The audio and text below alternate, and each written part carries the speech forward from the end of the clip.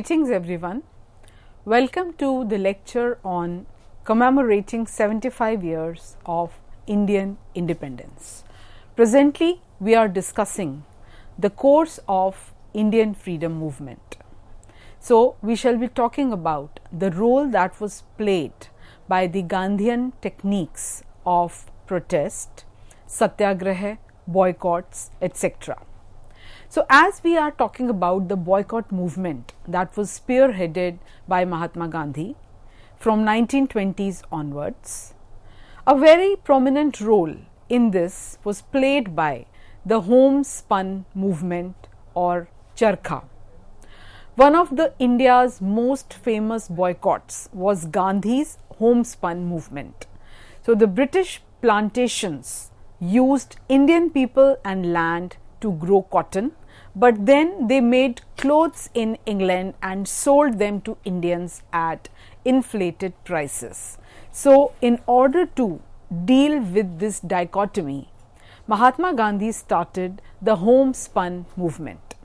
It was illegal for Indian companies to manufacture and sell clothing that was not made from British cloth. Gandhiji called for a boycott of all British made cloth. So, it was definitely a challenge to the authority of the British manufacturers. He started a boycott of machine made European clothing as it caused large scale unemployment in India. He started making handmade cloth called khadi that was inexpensive and suitable for poor Indians, as it made them self-reliant, it provided them with some kind of a vocation, and Gandhi worked on his spinning wheel till his last days. In fact, Charkha and Mahatma Gandhi became synonymous. So, soon the British were not making money of the Indians buying their cloth due to this movement. The English said that they had to buy the English cloth, but Gandhi and his followers refused. So, Mahatma Gandhi along with hundreds of others were jailed due to this act. And whenever he came out of jail, he would again start spinning and weaving and kept breaking the law again and again and went going to jail again and again for weaving cloth. Now, this made huge news all over the world, and finally the laws about the cloth had to be changed and Indians were permitted by the Britishers to make their own cloth. So, this was the importance and significance of Charkha for this movement. Similarly, if we are talking about salt march and the issue of making salt, then the British Raj had imposed strict controls on salt production and a stiff tax had been imposed on its sale that definitely impacted the poor. And once the movement was started by Mahatma Gandhi, with the onset of Dandi March, Indians were arrested for making or selling salt. To Mahatma Gandhi, the salt tax was a symbol of the tyranny of the British rule, like the tea tax on the American colonists. So, to oppose the British salt tax that was strangling the Indian economy, he organized this march. And in this march, it was not only Mahatma Gandhi who was participating with a few followers, rather tens of thousands of people. They cheered Mahatma Gandhi as he walked 390 kilometers from his ashram to Dandi March. And after morning prayers, he collected salt on the seashore and made the famous statement, "With this, I am shaking the foundations of the British Empire." And with this, the chain reaction started, and several Indians, when they attempted to make salt by breaking the salt laws, they were brutally arrested, beaten by the British police, and this also included around 18,000 Indian women who got lathis, or they were beaten and they were imprisoned. So, this march was quite closely monitored and covered by the international press, and it made Mahatma Gandhi and his followers and this whole issue quite famous in Europe and America.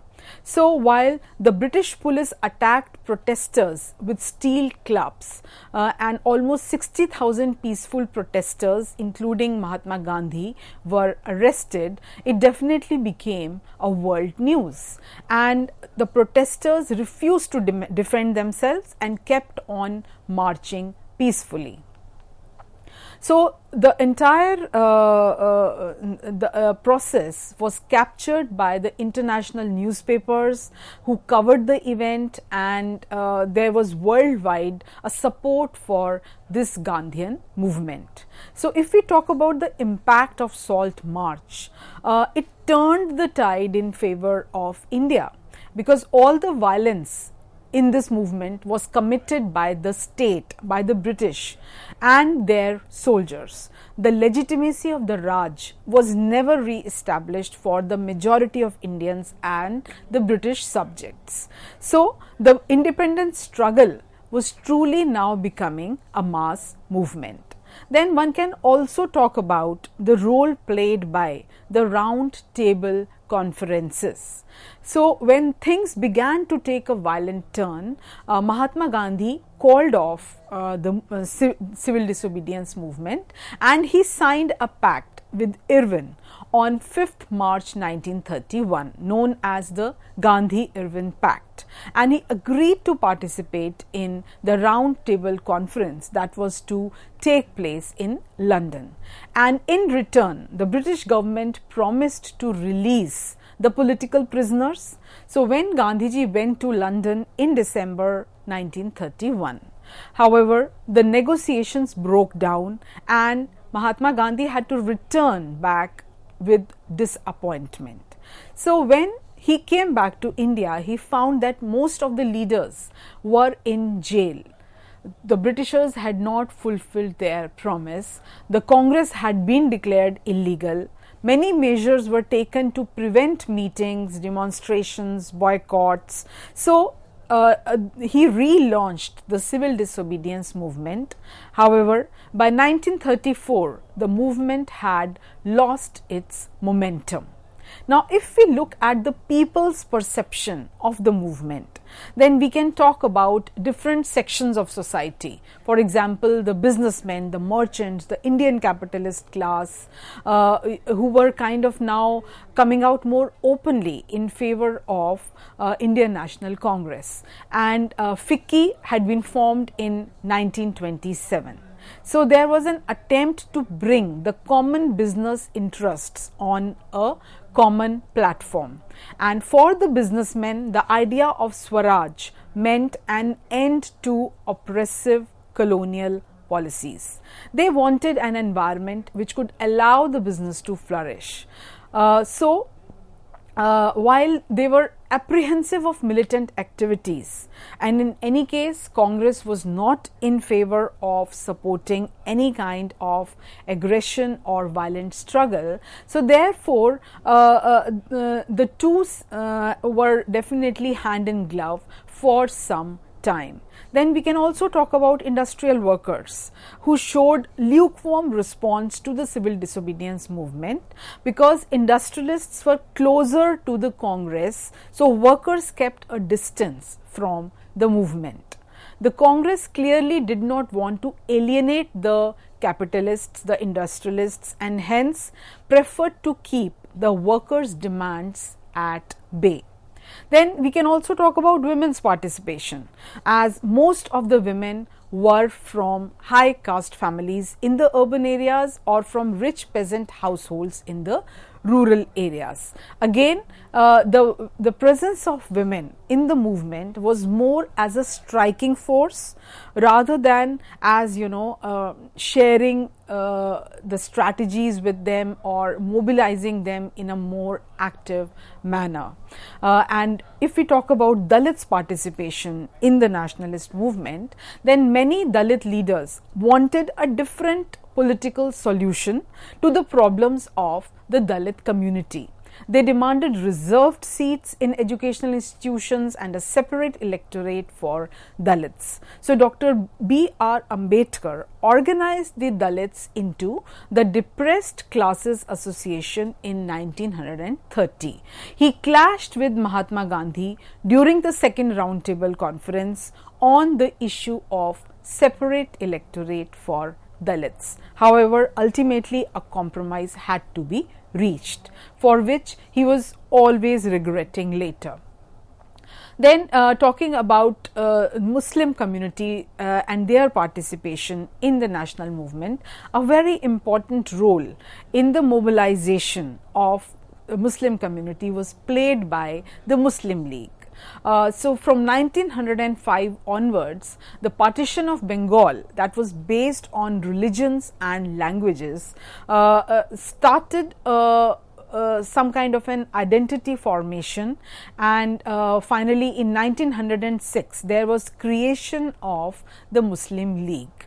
After the decline of the non-cooperation Khilafat movement, a large section of Muslims became alienated from the Congress, and from the mid-1920s the Congress was more visibly associated with the religious nationalist groups belonging to the hardliners. So, Muhammad Ali Jinnah was willing to give up the demand for separate electorates if reserved seats for Muslims in the Central Assembly were allowed. The strongest support came from Muslims who were frightened of the majority domination. The Muslim League focused on protesting and demanding for rights, and also for promoting an understanding between the different religious groups. There was no notion of creating a separate state for Muslims until the 1920s, when the religious differences became too extreme. So, when we are talking about Muslim League, we should also be discussing the role played by Muhammad Ali Jinnah, who put forward his 14 points in 1929 to try to make a compromise with the Indian National Congress. And some of the key points were that Muslim representation should not be less than 1/3 in the legislative branch, and the representation of minorities should have separate electorates. The constitution should provide safeguards, and there should be protection of Muslim culture. However, INC rejected these points and the ways were parted. Then another section of society about which one can talk and how their participation resulted in making this movement of freedom struggle a broad-based movement was the Subaltern. However, as we have seen in several of the discussions earlier, that there always has been the problem of representation when we talk about subaltern. The term subaltern means the marginalized sections of society, which includes those who are on the margins, those who are on the periphery. For example, the peasants, the working class, the laborers, women, tribes, etc. So, attempts are being made now to write history of the toiling masses from different angles, particularly from the point of view of their subjugation, victimization, oppression, etc. So, the voices of the ordinary masses whose history was never written are heard now all over. And that is the relevance, that why I am taking up the issue of subalterns' role in the freedom movement. It was not as if the subalterns were only playing the role of striking force or the masses, and the leaders were always at the helm of the affairs, or they were always kind of leading the movement, because even the subalterns had a mind of their own. They had their own strategy, and it was quite difficult even for leaders to manipulate them or to control them at all the time. So there were strong protests and rebellions against the British imperialism by the indigenous people and Adivasis such as the Mundas, the Santals and others. So such forms of protest should be highlighted and efforts to be taken to bring them to light, and this side of the society also should be given their due, and therefore now the rest of my lecture would be dealing with a very important role and a very active role also that was played by the subalterns in India's freedom movement. As has been pointed out by Antonio Gramsci, the issue of subaltern identity has to be understood with reference to the class struggle. By the late 1970s, there was a rapid decline in state-centered historical research, and the social history from below had started flourishing. And one can mention a few historians in the Western world who had started this endeavor. For example, E.P. Thompson's 1963 book, The Making of the English Working Class, is often cited as an inspiration for the growing number of bottom-up studies of people whose history had previously been ignored, because hitherto history had been written based on the archival records, based on the policy documents, based on the textual tradition. Whereas if one has to talk about the subalterns with reference to a historical discourse, then one has to take into account the non-traditional sources of history writing.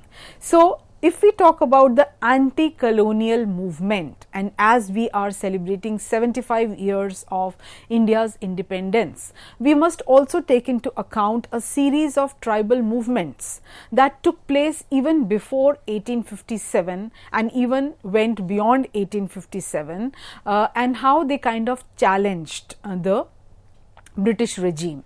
So if we are talking about the causes that were important in these tribal movements, we can give reference to several activities of Christian missionaries in the tribal areas which were trying to monopolize forests, the British administration which was trying to capture the forest areas, introducing forest laws, curbing the grazing facilities and the use of timber.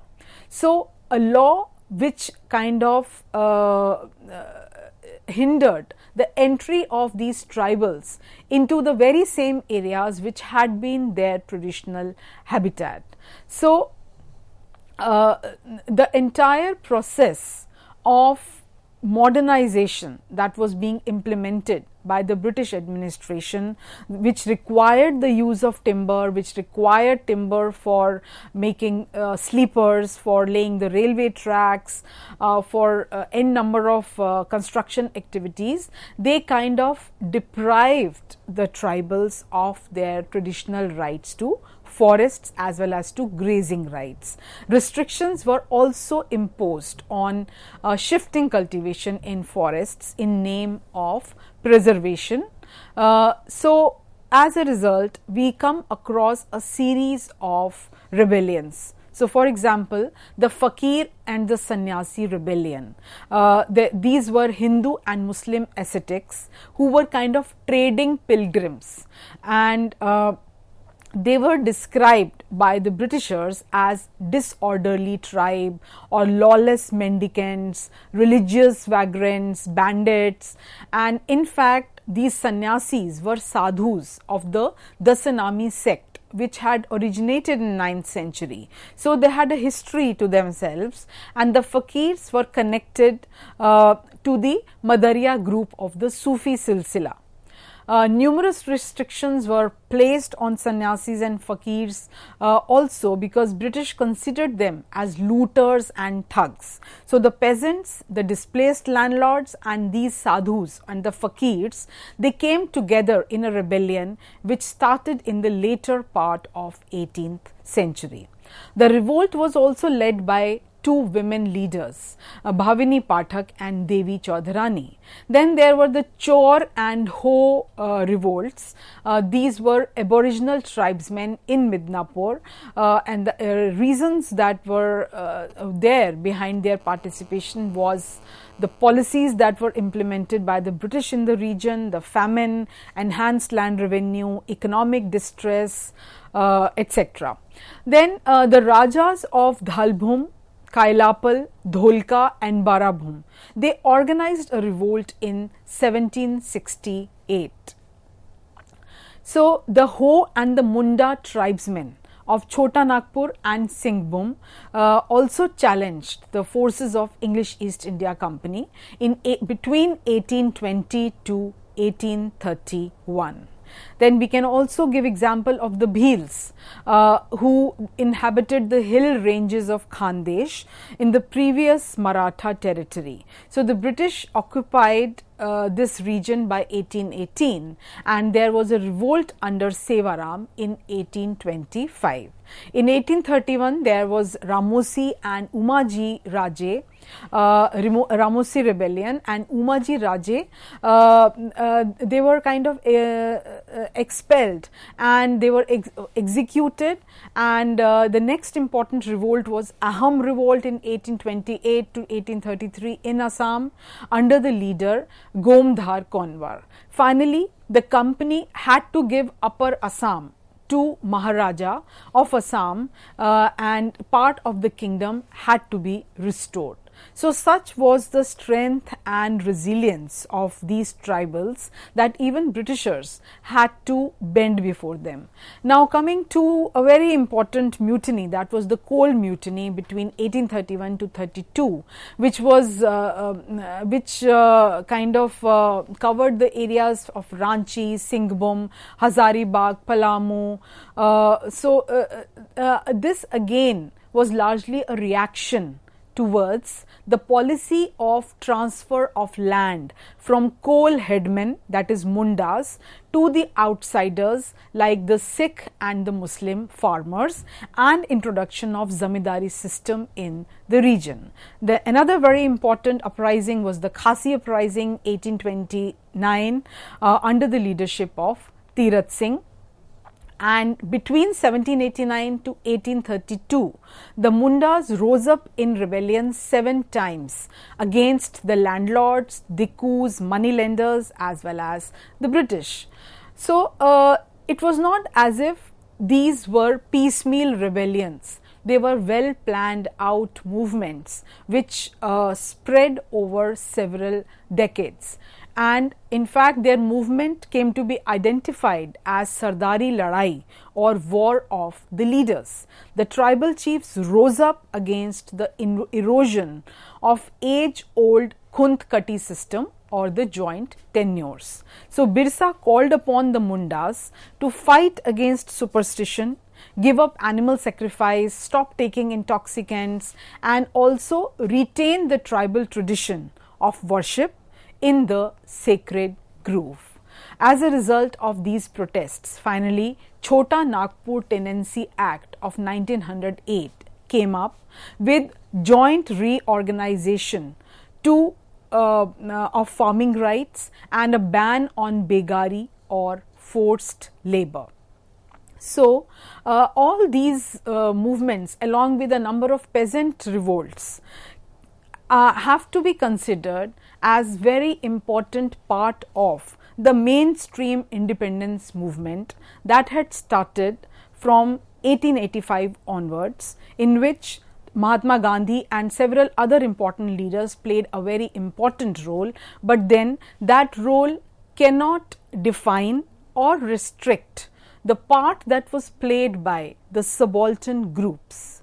So we have a whole tradition of protest and revolt of these of the masses, of the common leaders, of the tribals, that must be taken into account as one is writing or rewriting history. Thank you.